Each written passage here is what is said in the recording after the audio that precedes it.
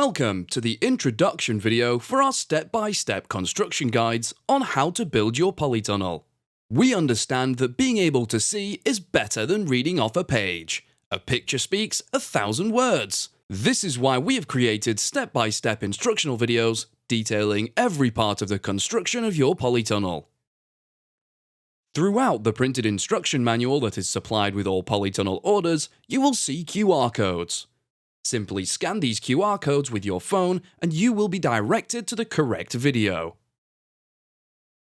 Upon receiving your order, we start to pick and pack your polytunnel and get it ready for dispatch. Your polytunnel will be delivered by our nationwide courier and will consist of several different packages. If you have any queries regarding delivery of your polytunnel, please visit www.firsttunnels.co.uk/shipping.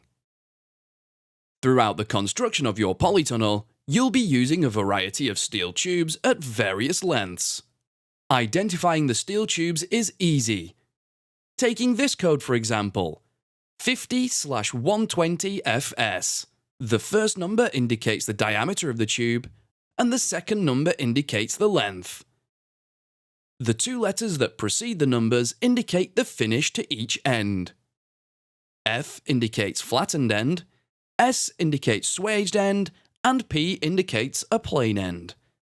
For this example, the steel tube is 50mm in diameter and 1.2 meters long, with one flattened end and one swaged end.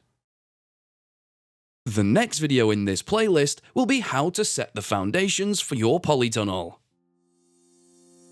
You can find more videos to help you build your polytunnel at construct.firsttunnels.co.uk. We also have a construction helpline if you require any further assistance.